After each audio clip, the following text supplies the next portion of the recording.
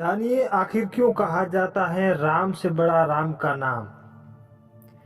हिंदू धर्म के प्रमुख ग्रंथ के उत्तर रामायण के अनुसार जब अश्वमेध यज्ञ पूरा हो गया तो श्री राम ने बहुत बड़ी सभा का आयोजन किया, जिसमें राजा राम ने देवताओं, किन्नरों, ऋषि मुनियों और राजाओं आदि को उसमें सम्मिलित किया।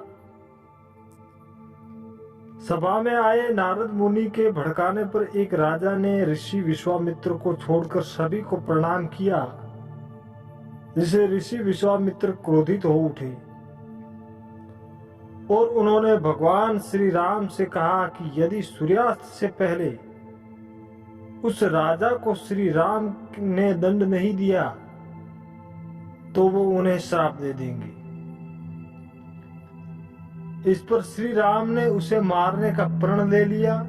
श्री राम के प्रण की खबर पाते ही राजा हनुमान जी की माता अंजनी के पास भागा और बिना पूरी बात बताए उनसे प्राण रक्षा का वचन मांग लिया। तब माता अंजनी ने हनुमान जी को राजा के प्राण रक्षा का आदेश दिया।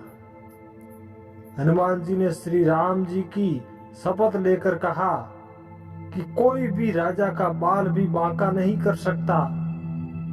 जब राजन ने बताया कि श्री राम ने ही उसका वध करने का प्रण किया है तो हनुमान जी धर्म संकट में पड़ गए।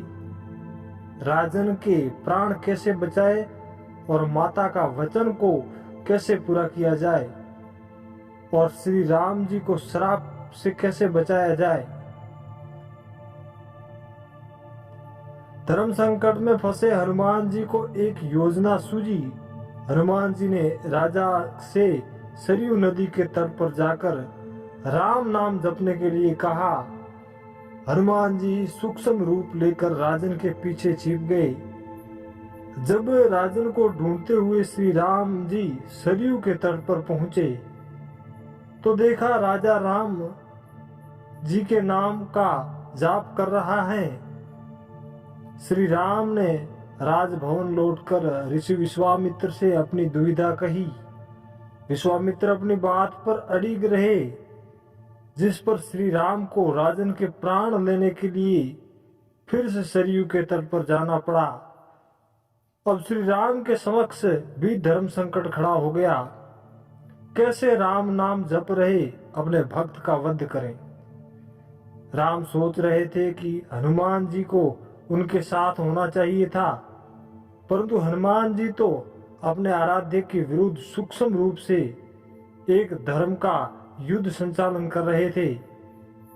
हनुमान जी को ज्ञात थे कि राम नाम जपते हुए राजन को कोई भी नहीं मार सकता, खुद मर्यादा पुरुषोत्तम राम भी नहीं।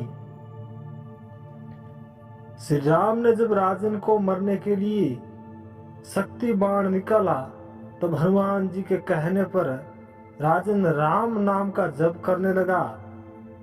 राम जानते थे कि राम नाम का जाप करने वाले पर शक्ति बाण असर नहीं करता। श्री राम असहाय होकर राजभवन लौट गए और राम को फिर सरयू तट पर जाना पड़ा। इस बार राजा हनुमान जी कहने पर जय जय सिया राम, जय जय हनुमान गा रहा था। प्रभु राम ने सोचा कि मेरे नाम के साथ साथ ये शक्ति और भक्ति की जय बोल रहा है, ऐसे में कोई अस्त्र और शस्त्र इसे मार नहीं सकता। इस संकट को देखकर श्री राम मूर्छित हो गए। तब ऋषि वशिष्ठ ने विश्वामित्र को सलाह दी कि राम को इस तरह संकट में ना डाला जाए। उन्होंने कहा कि श्री राम चाहकर भी राम नाम जपने वाले को नहीं मार सकते, क्योंकि जो बल राम के नाम में है वो खुद राम में नहीं। संकट बढ़ता देख ऋषि विश्वामित्र ने राम को संभाला और अपने वचन से मुक्त कर दिया।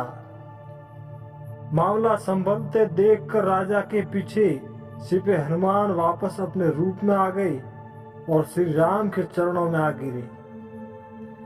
तब प्रभु श्री राम ने कहा कि हनुमान ने इस प्रसंग को सिद्ध कर दिए हैं कि भक्ति और शक्ति सदा आराध्य की ताकत बनी रहती है तथा सच्चा भक्त सदैव भगवान से बड़ा रहता है।